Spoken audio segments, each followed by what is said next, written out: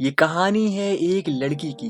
इसके बहुत गिड़गिड़ाने पर भी कुछ लोग करते हैं उसके साथ में बहुत ही घिनौना गंदा काम। अब ऐसा क्या होता है मूवी में, वो हम जानेंगे मूवी के एक्सप्लेनेशन में।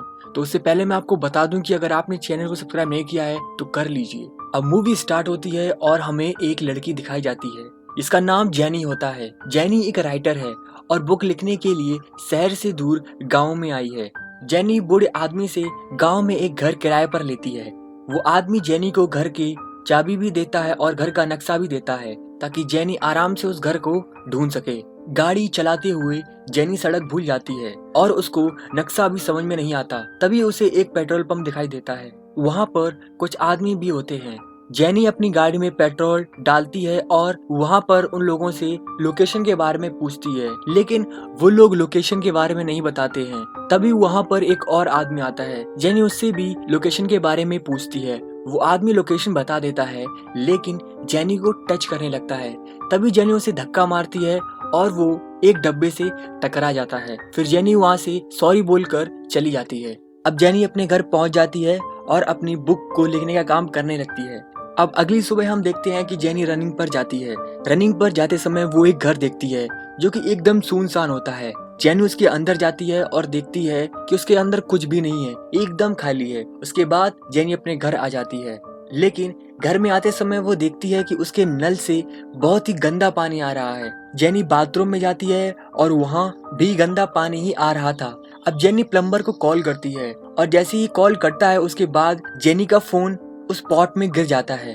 तभी जेनी अपने फोन को उठाती है और फिर उसको सुखाने लगती है। फिर हम देखते हैं कि प्लम्बर आता है और नल को सही कर देता है।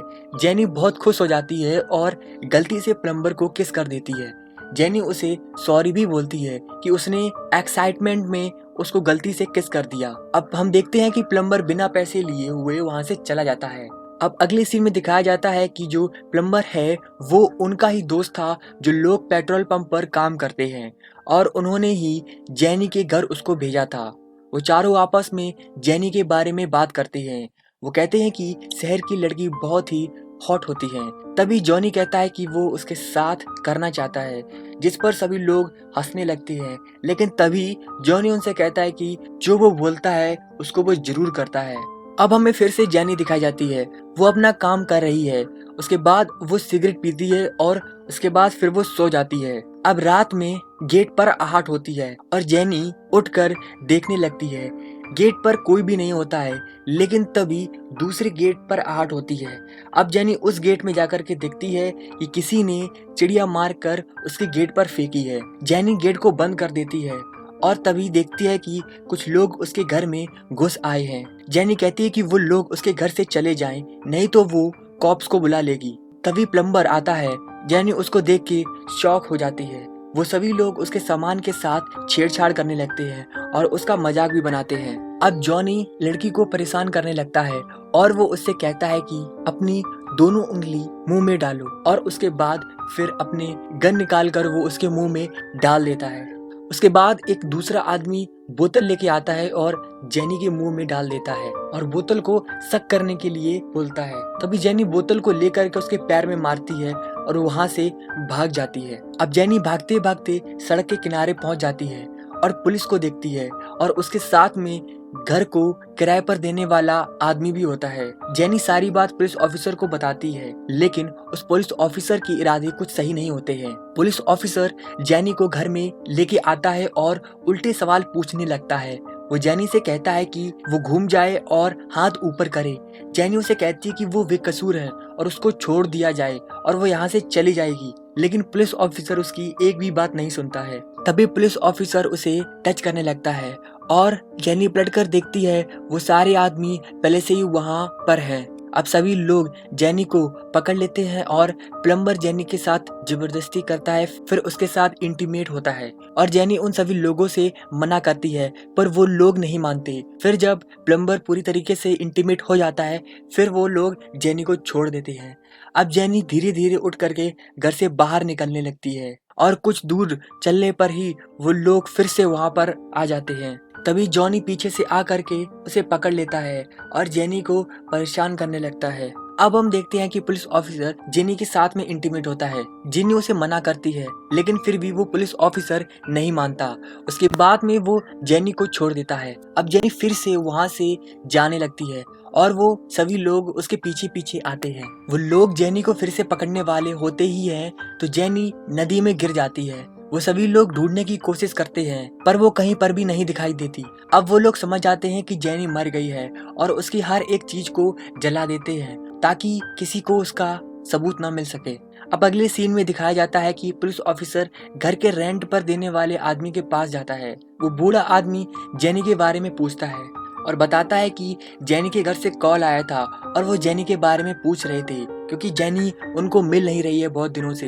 तब पुलिस ऑफिसर उसको जवाब देता है कि जेनी अपना सामान लेकर के वहां से चली गई है और उसको परेशान नहीं होना चाहिए। अब हम देखते हैं कि पुलिस ऑफिसर अपने घर में फैमिली के साथ में बैठा होता है, तभी उसको फिर से उसी बूढ़े आदमी का फोन आता है और वो बूढ़ा आदमी बताता है कि जेनी मिसिंग है और ये भी बताता है कि उसने पुलिस ऑफिसर के साथ उसको आखिरी बार देखा था। अब पुलिस ऑफिसर कहता है कि वो परेशान ना हो, वो जेनी को ढूंढेगा और पता लगाएगा कि जेनी कहाँ पर है। इसके बाद में वो फोन काट देता है, लेकिन जो पुलिस ऑफिसर होता है वो थोड़ा सा डर जाता है। अब सीन चेंज होता है और जॉन अपने घर में बैठा होता है। तभी उसके गेट पर आहट होती है और वह देखता है कि किसी ने उसके गेट पर चिड़िया फेंक दी है। वो सोचता है कि उसके किसी दोस्त ने ये मजाक किया होगा।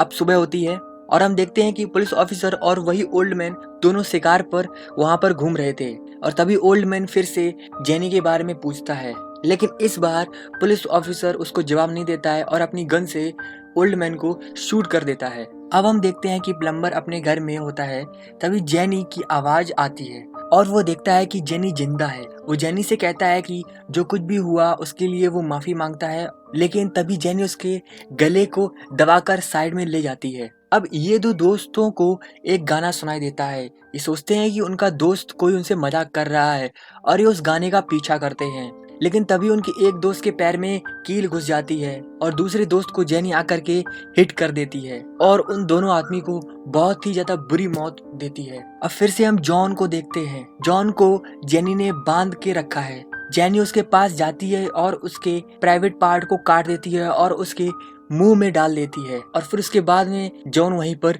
मर जाता है। अब पुलिस ऑफिसर की बारी आती है। जेनी उसके घर में जाती है और बताती है कि वो एक टीचर है। तभी पुलिस ऑफिसर की बेटी उसे फोन करती है और वो बताती है कि हमें एक नई टीचर मिल गई है। इस पर पुलिस ऑफिसर कहता है कि मुझे उससे बात कराओ और जब वो जेनी से बात करता है तो जेनी उसको अपना नाम बताती है और पुलिस ऑफिसर समझ जाता है कि जेनी जिंदा है और वो फोन काटता है और अपने घर में आने लगता है, लेकिन वो घर में आते समय देखता है कि उसकी बेटी को जेनी ले गई है। तभी वो कार में बैठ करके जेनी को ढूंढने लगता है, लेकिन जेनी उसके कार में ही बैठी होती है और वो पुलिस ऑफिसर को हिट कर देती है। अब सीन यहाँ से फिर से चेंज होता है और हम देखते हैं कि पुलिस ऑफिसर बंधा हुआ है और उसके सामने प्लम्बर बैठा हुआ है। जेनी आती है और गन को उठा करके उसके पीछे डाल देती है और उस गन को बांध देती है और बताती है कि जैसे ही प्लम्बर मूवमेंट करेगा गन ऑटोमेटिकली चल जाएगी और उन दोनों लोगों की मौत हो जाएगी। फिर जैसे ही प्लम्बर उठता है और मूवमेंट करता है और ऑटोमेटिकली गन चल जाती है और दोनों लोगों की मौत हो जाती है। अब उसके बाद में जेनी को दिखाया जाता है जो कि आराम से बैठी हुई है किसी सोच में और यहीं पर मूवी एंड हो जाती है। तो दोस्तों, कैसा लगा आपको मूवी का एक्सप्लेनेशन? आप हमें कमेंट करके जरूर बताएं और ऐसी ही वीडियोस को और देखने के लिए चैनल को सब्सक्राइब जरूर करें।